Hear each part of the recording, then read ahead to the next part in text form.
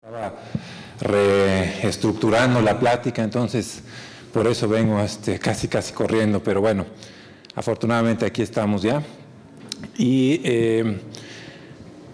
a mí me pidieron platicarles un poquito sobre lo que hacemos en el Centro de Física Aplicada y Tecnología Avanzada de la UNAM en el Laboratorio de Ondas de Choque. Espero que sea lo suficientemente ameno. Creo que son temas muy interesantes y voy a tratar de transmitirles en poquito tiempo algo de lo que estamos haciendo, no todos los proyectos, pero sí algunos. No sé cómo podemos... perfecto, hago una señal ahí, muy bien. Esta es la vista de nuestro centro. La primera pregunta sería, ¿qué cosa es una onda de choque? Yo creo que para los que leyeron el título, probablemente algunos digan, bueno, ondas de choque que curan, podría ser incluso ondas de choque, espacio, y luego ¿qué curan? O ondas de choque que curan con signo de interrogación, así como se lo puse yo hace rato. Pero la primera pregunta es, ¿qué cosa es una onda de choque? No sé si alguien recuerde algo de onda de choque o lo relacione con algo. Y si desean preguntarme, levantar la mano, con todo gusto, siéntanse con toda confianza de intervenir, pero probablemente lo hayan escuchado en función de vuelos supersónicos, bombas atómicas o no atómicas, pero siempre con fenómenos violentos. Un fenómeno muy violento genera una onda de choque, que es una compresión súbita del medio. Y ahorita vamos a platicar un poquito más sobre esto. La pregunta sería, ¿qué es lo que curan? ¿Qué es lo que curan las ondas de choque? Puede ser que aquí en el auditorio tengamos una o varias personas, espero que no, que hayan sido tratadas con ondas de choque para desintegrar cálculos renales. ¿Hay alguien aquí que se haya sometido a un tratamiento de litotripsia extracorporal?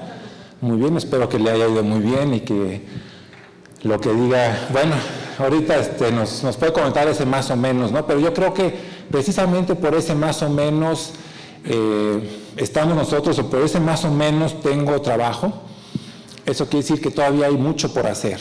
El hecho de que la litotripsia extracorporal, esta técnica para desintegrar cálculos renales sin cirugía, ya exista desde hace 20 años o desde 1980, 24 años, no significa que no se pueda mejorar.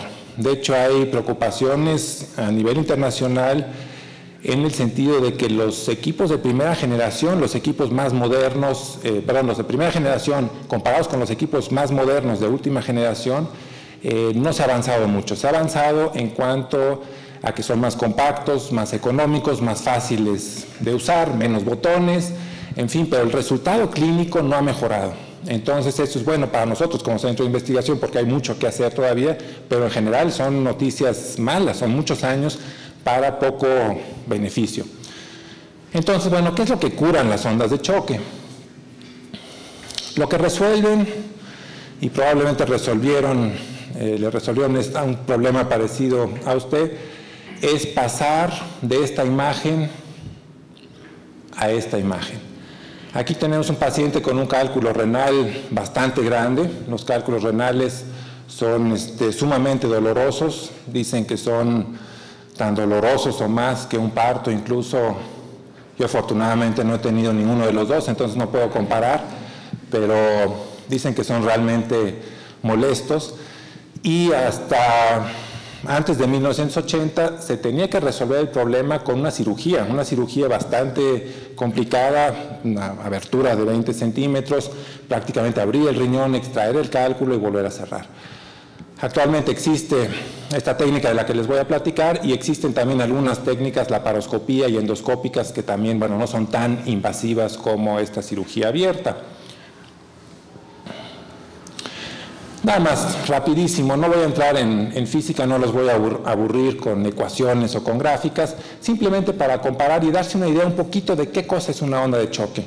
Imagínenselo simplemente como un pico, un pulso de presión, más que una onda es algo en secundaria, en preparatoria nos explican que una onda es algo que va y viene, que sube y baja, que tiene crestas y valles, y por ejemplo el ultrasonido es de ese tipo de onda. Una onda de choque tal vez ni siquiera debería llamarse onda de choque, sino más bien como un pulso, un pico de presión. La presión sube en un tiempo extremadamente corto a un valor muy, muy alto, del orden de 1500 atmósferas, o sea, 1500 veces la presión a la que estamos aquí sube durante un tiempo extremadamente corto. Y ese tipo de ondas de choque, y ahorita vamos a ver cómo, se hacen pasar a través del organismo, se hacen pasar a través del cuerpo. Entonces el cuerpo realmente tiene una resistencia impresionante a estas variaciones de presión. Esta es una onda de ultrasonido, digamos común y corriente, pero no tiene mucho que ver, algunas propiedades son parecidas, pero no tiene mucho que ver con una onda de choque que es simplemente una subida sumamente rápida de la presión. Aquí lo tiene nuevamente, del orden de 1500 atmósferas, una presión muy, muy elevada, pero la presión sube de la presión ya sea hidrostática o de la presión a la que estamos aquí, por ejemplo. Si ahorita pasaría una onda de choque de estas características, subiría la presión en millonésimas, fracciones de millonésimas de segundo a una presión elevadísima, algo que ni siquiera nos podemos imaginar. Imagínense cómo nos podemos imaginar una millonésima de segundo. Yo creo que es muy difícil, tal vez todavía una décima de segundo, una centésima de segundo, una milésima, pero una millonésima parte de un segundo y luego partes todavía de eso. Es un tiempo extremadamente corto, sube del orden de 2-3 nanosegundos a su presión máxima y después baja a un pico negativo, se genera una especie de succión y se relaja otra vez, o acabamos en la presión normal. Muy bien, yo creo que es suficiente en cuanto a la física de las ondas de choque para entender un poquito lo que les voy a comentar. ¿Cómo las generamos?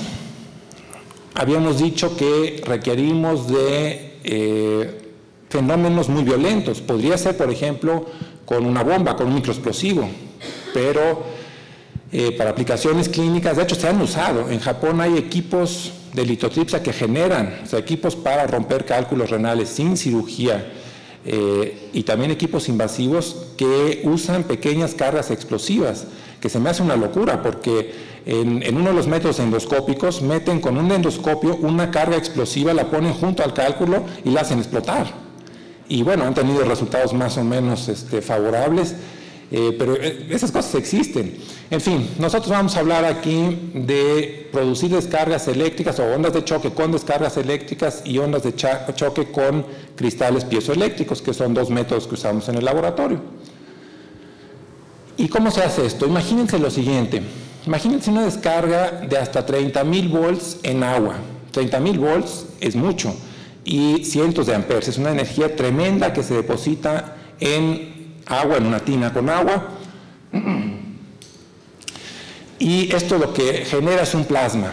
Ese plasma, algo así como el agua se evapora, más que evaporar se explota, o lo que llamamos plasmas, pero imagínenselo como vapor de agua que se expande súbitamente en una región pequeña. La separación de estos electrodos es del orden de milímetros, 1 o 2 milímetros, y eso es el equivalente a una explosión, es una especie como de explosión, es como si pusiéramos realmente una pequeña bomba ahí. Y cualquiera de ustedes que quiera ir al laboratorio y ver los aparatos, con muchísimo gusto están invitados, y pueden ver que eso se oye y se ve la luz de la descarga eléctrica y se oye una explosión sumamente fuerte. Y bueno, pues esto no lo vayan a hacer en su casa nunca. Esto es realmente una locura, es muy peligroso generar descargas eléctricas en agua. Olviden esto, no se los platiquen a sus niños, esto es realmente peligroso. Sin embargo, funciona, con obviamente ciertas medidas de seguridad y demás, funciona, y el arreglo que se usa es el siguiente. Imagínense que la descarga eléctrica la producimos aquí en un foco, en el primer foco de un elipsoide de revolución. Esto es un reflector. La onda de choque, la descarga eléctrica se produce aquí, se genera el plasma, la expansión que empuja el agua de alguna manera y produce esa onda de presión, y se refleja la onda de presión, la onda de choque se refleja en el reflector, que es como, después lo van a ver, como si fuera una cacerola, es un elipsoide de revolución, ¿sí? Está completo como media cacerola, y concentra las ondas de choque hacia el cálculo que se encuentra en el riñón. Con la aplicación de cientos de estas ondas de choque se pulveriza el cálculo y el paciente puede eliminar las arenillas por vías normales en el 90% de los casos. Este es un corte transversal a través del paciente, del cálculo. Con equipos de fluoroscopía, de rayos X, se puede encontrar la posición adecuada en la que se encuentra el cálculo, porque hay que atinarle, ¿verdad? Hay que ponerlo en el sitio adecuado, si no vamos a generar daño a los tejidos o más daño a los tejidos. Tenemos aquí una primera imagen. Este es el primer litotriptor que se vendió, que se fabricó a nivel internacional o comercial, el llamado HM3 de la compañía Dornier.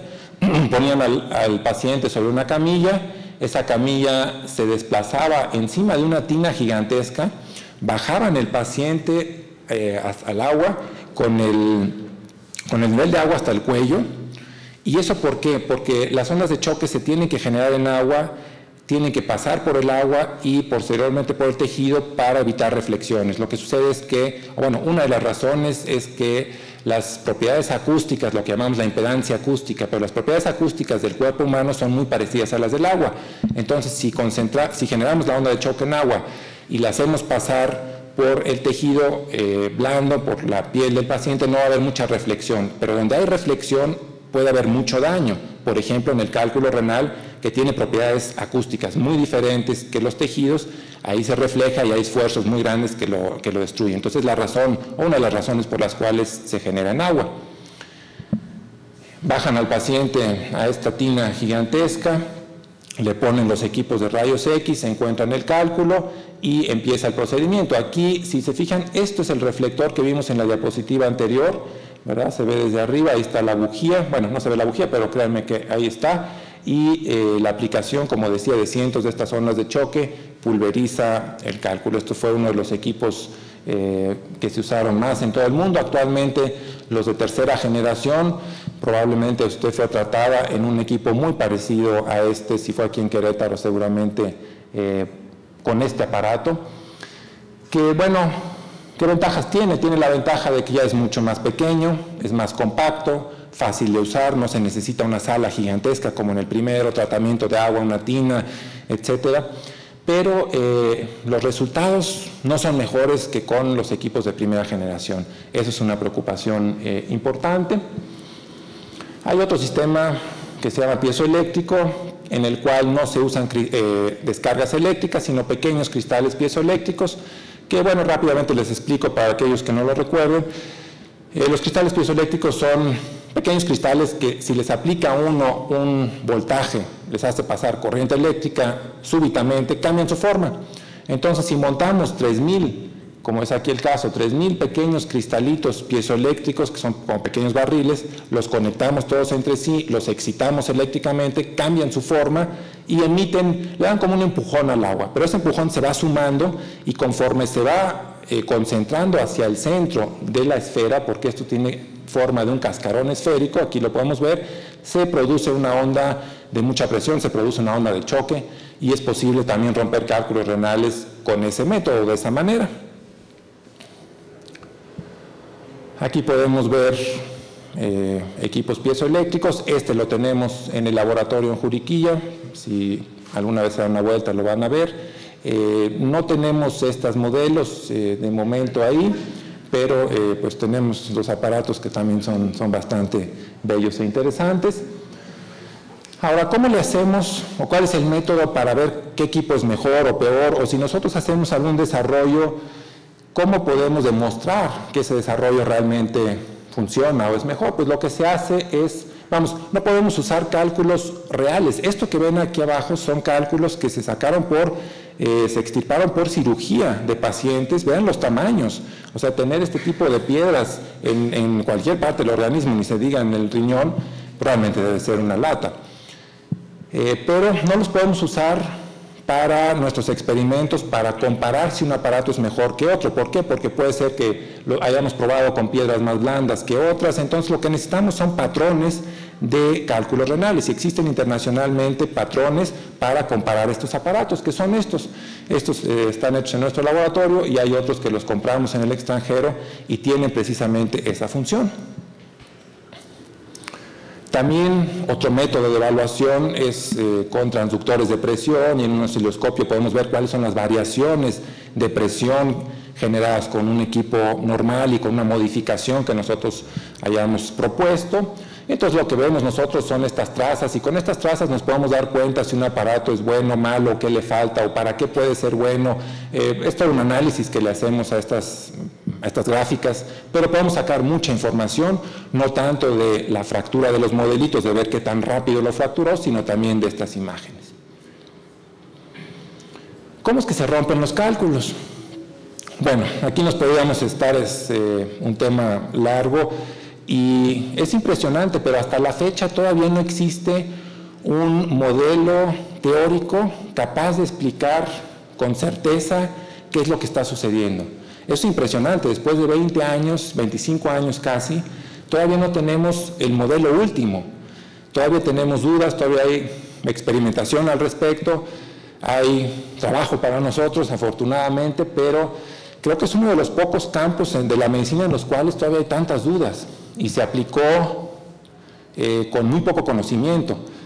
Estos aparatos se desarrollaron en 1970, 75, se empezaron a usar en 80 con muchísimas dudas. Si a la fecha hay dudas, imagínense en esa época. Bueno, eso nada más al margen.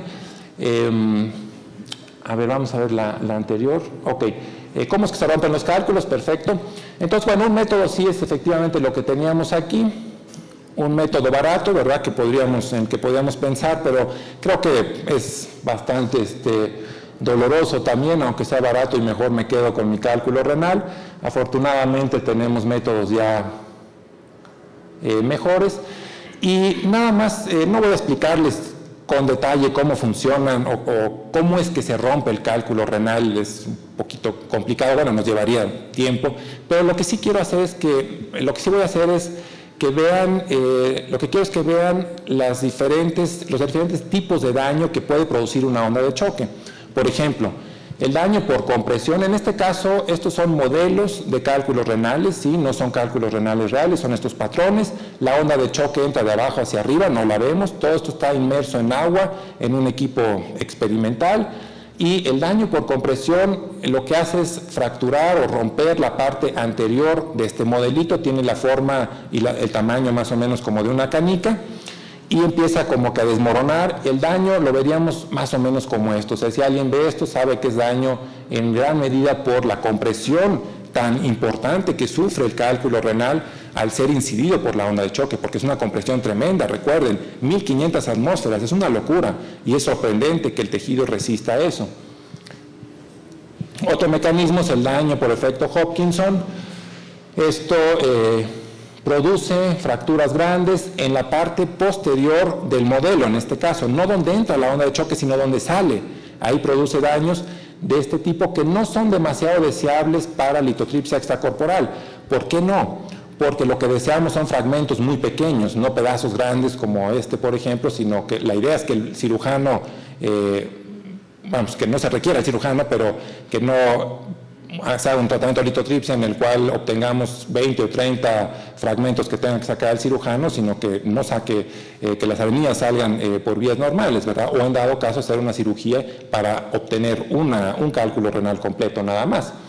Tenemos también otro mecanismo que produce otro tipo de cambios. Vean aquí cómo se producen arenillas, esto es algo que se llama squeezing, algo así como aplastamiento del modelito. Vean que es diferente este mecanismo de fractura.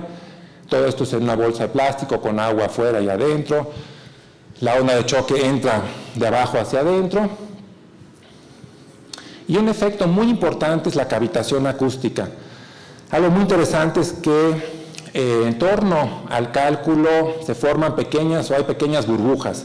El cálculo, ¿en dónde se encuentra? Se encuentra en el riñón, que está rodeado por orina, por sangre eventualmente, por tejidos, y en esos tejidos existen microburbujas. Esas microburbujas, al paso de la onda de choque, ¿qué le sucede? Lo primero que sucede es que se comprimen. Vamos a suponer que esta es una de esas microburbujas, imagínenselas como de 1/10 de milímetro, muy muy pequeña, casi no la puedo ver. Está por ahí en la cercanía del cálculo y ahí puede haber miles o cientos de estas burbujas. Llega la onda de choque y comprime fuertemente a esas burbujas, porque también están sujetas a la compresión, Posteriormente, la onda de choque tiene un pulso negativo. ¿Y qué es lo que pasa?